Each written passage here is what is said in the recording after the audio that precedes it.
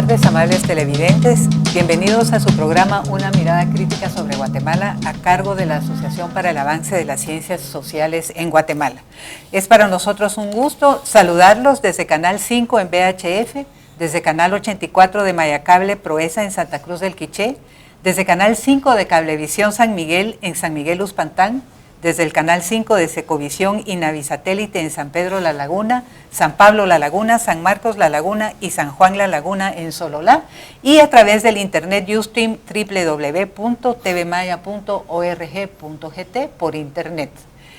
Hoy, como siempre en nuestros programas, vamos a tratar un tema que es muy importante y cuyos efectos hemos nosotros visto en nuestra vida diaria a nivel local, hemos oído de lo que pasa en algunas comunidades y de los conflictos que ahí se han dado, pero no siempre logramos ver la relación entre eso que vemos en el nivel local concreto y lo que pasa en el nivel global, en el nivel internacional. Y por eso vamos hoy a tratar el tema de las instituciones financieras internacionales y las violaciones a los derechos humanos a nivel comunitario. Este tema vamos a tratarlo con tres invitados que nos van a ayudar con su experiencia a entenderlo, a ver sus complejidades y también a permitirnos continuar en su estudio y su debate una vez que este programa haya terminado. Porque como sabemos, las cosas no terminan al terminar un programa de televisión. Entonces, para ayudarnos en el tema, tenemos tres invitados. El primero de ellos que vamos a presentar es Miguel Mort. Miguel es abogado con más de 30 años de experiencia, 20 de ellos en Guatemala, trabajando sobre todo en derechos humanos, acompañando a víctimas de violaciones a los derechos humanos del pasado y en el presente. Acompañó a las comunidades afectadas por la hidroeléctrica de Chixoy y a partir de 2005 asesoró a la organización de comunitarios afectados por esta hidroeléctrica en el proceso de negociación. Esta negociación llevó al plan de reparación en 2010 y hoy en día Miguel los acompaña como asesor en el Consejo de Verificación y Seguimiento para el plan de reparación. Muchas gracias, Miguel, por estar hoy con nosotros. También nos acompaña Rubén Herrera. Rubén es miembro de la coordinadora de la Asamblea Departamental de Pueblos de Huehuetenango y ha venido hoy desde Huehuetenango para estar en este programa, cosa que le agradecemos muchísimo. Rubén, bienvenido. Gracias por la invitación. Y también está con nosotros Andrés Cabanas. Andrés es periodista y escritor, natural de Galicia y residente en Centroamérica desde 1987. Desde el 95 edita el Boletín Electrónico de Análisis y Reflexión Política Memorial de Guatemala y colabora con las revistas Albedrío, Pueblos, Diagonal y Alay, entre otras. Él coordina con el Centro de Investigaciones Transnacionales en Guatemala. Bienvenido, Andrés, y muchísimas gracias por estar con nosotros, a ustedes tres. Yo estoy segura que nuestros televidentes van a terminar este programa con un mucho mejor entendimiento del tema que nos hemos planteado. Y para comenzar a entender este tema, para comenzar a entrar en él, queremos hacer una pregunta bastante general. ¿Cómo funcionan las entidades financieras e institucionales? ¿Cuál es el modelo que quieren impulsar en el mundo y en América Latina? Tal vez comenzando contigo, Andrés. Sí, gracias, Clara, buenas tardes. Bueno, en primer lugar, son entidades que podemos caracterizar como supranacionales, y este término no es solamente un sentido geográfico y territorial, sino en el sentido de que ejercen un poder más allá de la soberanía de los estados y más allá de los pueblos, los pueblos específicos en los que van a implantarse. Su poder es el financiamiento, otorgan financiamiento, diferentes tipos de financiamiento. Financiamiento puede ser a gobiernos, puede ser para proyectos, y este poder del financiamiento les da también un poder político, ¿verdad? Un poder, en muchos casos, de decisión o de condicionamiento de las políticas públicas y de las políticas de desarrollo que se ejercen en cada estado y en cada territorio. Una característica fundamental de estas organizaciones es lo que se denomina, algunos autores como Juan Hernández o Bizarreta, denominan la opacidad, ¿verdad? O sea, la poca transparencia en sus normas de funcionamiento, en sus reglamentos internos, en sus políticas, ¿verdad? Y la inexistencia, vinculada con esta opacidad, la inexistencia de marcos regulatorios, ¿verdad? O sea, no existen a nivel internacional en cada país marcos regulatorios que permitan normar el funcionamiento de estas entidades internacionales. Y para finalizar, hay un concepto que también nos utiliza mucho Juan Hernández Ubizarreta, que es sobre el funcionamiento de las empresas y de las instituciones financieras internacionales. Él habla de que su funcionamiento se permite en el marco de un sistema de lex mercatoria, o sea, de predominio de la ley de mercado sobre los derechos de los pueblos. Muchas gracias, Andrés. Lo que Andrés nos plantea es un panorama, entremos a ver, Miguel, en eso, que no hay normas, dice Andrés, para la aplicación, para el funcionamiento de esas entidades a nivel nacional. Eso es lo que estamos viendo. Mira, sí hay normas y no hay normas. Normas realmente que obligan a estas entidades de ser transparentes, no. Pero en el caso concreto de Chixoy, sí, tanto en aquel momento como hoy existen cláusulas para su acción, para su actuación.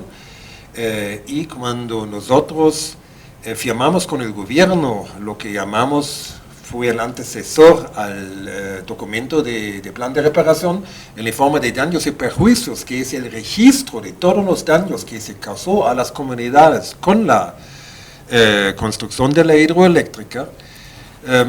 Cuando se hizo este registro, se llegó a la conclusión que Banco Mundial y Banco Interamericano ni cumplieron sus propias reglas.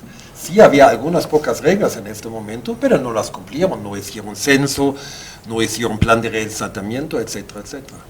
O sea que también no es solo falta de normas, sino que quién supervisa a ese poder transnacional que va sobre la soberanía. Yo le preguntaría a Rubén, Rubén trabaja a nivel concreto, a nivel de comunidades y en el departamento de Huehuetenango, esta idea de que las entidades transnacionales, internacionales de financiamiento pueden tener tanto impacto en el nivel local, Rubén. Nosotros, particularmente en el caso de Varías y relativo a hidroeléctricas, creemos de que es un caso paradigmático. ¿Por qué? Uno, porque se inicia y explota con el no respeto a la consulta comunitaria de Santa Cruz Varías en el año 2007. Es la consulta comunitaria más numerosa de todo el departamento, donde se han realizado 28 consultas y está por realizarse la 29, que básicamente está orientada a la defensa del territorio por las licencias mineras. Sin embargo, en el año 2008 empiezan a hacer presencia una serie de personajes no comunitarios que alteraron la vida comunitaria midiendo los ríos. Y no fue solo un río. Ese fue el punto de partida y de la cólera de toda la población variense, de las comunidades varienses. ¿Por qué? Uno, los ríos de San Francisco, de Yula San Juan, de río San Ramón, de río Balsas, de río Cambalam, que está en la periferia de Varías, fueron medidos en su caudal. Entonces, esto alteró a todas las comunidades, no solo a las que estaban en la periferia de Varías, donde llegó este proyecto. Pero ¿cómo llegan ellos a nosotros? Nosotros conocimos a las primeras personas que llegaron como dueñas de este proyecto hidroeléctrico a implantarse, que venían de España. Y ellos lo que querían era la participación de las comunidades, que las comunidades les permitieran implantar este proyecto. Sin embargo, hay otro elemento que altera toda esta situación y es el hecho de la compra de tierras. No se entendió el por qué con un proyecto tan pequeño empezaron a comprar tierras en una zona bastante extensa. Vamos a quedarnos ahí porque vamos a regresar a ver cómo surge todo. Pero en este primer segmento solo quiero hacer una última pregunta para que nuestro auditorio lo tenga claro. El financiamiento para esta hidroeléctrica de lo que nos habla Rubén, ¿de dónde viene? Viene de instituciones financieras internacionales. Es un crédito que se pidió a una intermediaria financiera, avalado por el Banco Mundial y por el Norfund, que es el Fondo Noruego de Pensiones, $10.2 millones. Y en el caso de Chixoy, que ya lo vamos a ver, es un caso más antiguo, ¿el financiamiento de dónde viene? Vino del Banco Mundial, del Banco Interamericano. del UBS, que es el banco suizo, el más grande, uno de los bancos más grandes del mundo, y una partecita no tan grande de un banco venezolano. O sea que lo que estamos viendo es, se hacen como consorcios también de estas entidades financieras internacionales para apoyar un proyecto, ¿verdad? Se hacen consorcios. Se hacen consorcios. En unos casos, unos países o unas entidades dan los fondos, otras entidades administran, ¿verdad? Ya. Ahora, en el caso de Chixoy, ¿es una inversión que está en manos del gobierno de Guatemala o son empresas privadas? En este momento eran préstamos. Eran préstamos Bajo ciertas cláusulas, como dije, que nunca se cumplieron. Y con estos préstamos el Estado de Guatemala contrató y actuó. Pero los bancos estaban en todas las partes del proceso, tenían la obligación de evaluar, monitorear y por eso no lo hicieron. Y por eso es que cuando se acordó este informe que mencioné en noviembre de 2009, se entra a 7 acuerdos entre el gobierno y las comunidades afectadas. Y el acuerdo número 4 o 5 fue que el Estado primero asume su responsabilidad por las violaciones a los derechos humanos y la implementación del proyecto como se hizo, pero en la siguiente cláusula, Estado y comunidades acuerdan y se ponen de acuerdo que los bancos violaron igual los derechos humanos por la falta de cumplimiento de sus propias cláusulas, lo que, lo vamos a ver después, no les gustó para nada a los bancos. Me imagino. Bien, vamos a tener que concluir este segmento y regresamos al próximo para seguir profundizando y entendiendo estos dos casos que son muy distantes en el tiempo. Les recomiendo ver la entrevista que hay después al cierre de este segmento.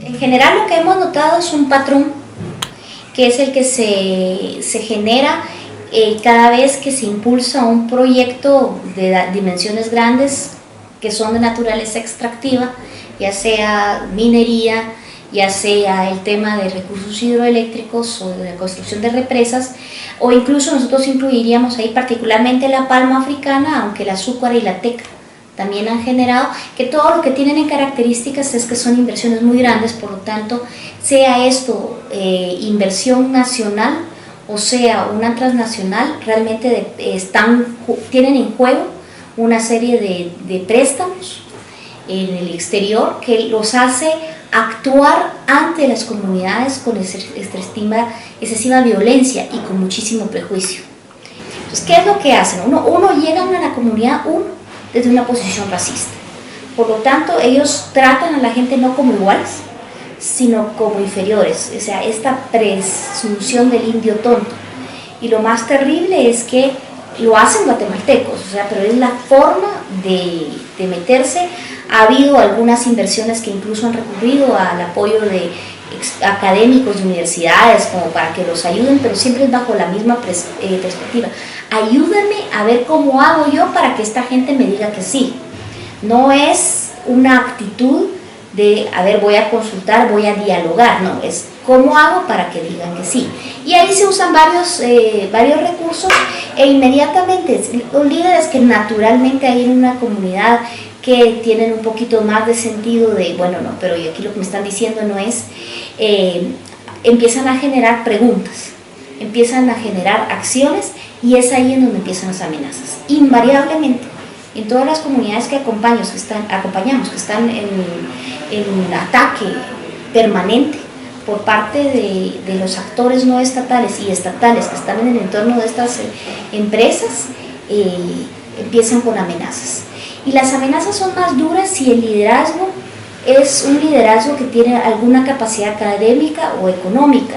Nosotros queremos hacer señalar que, por ejemplo, en el caso de Varías, en el caso de San Rafael Las Flores, en el caso de La Puya, en el caso de Petén, tú tienes empresarios, finqueros locales que están argumentando que son empresas nocivas para ellos, y ahí es donde les duele más. cuando ellos encuentran gente con capacidad de hablar, con capacidad de explicar, con la capacidad de hacer las preguntas correctas. En Chiquimula lo vimos con lo de las 3 niñas.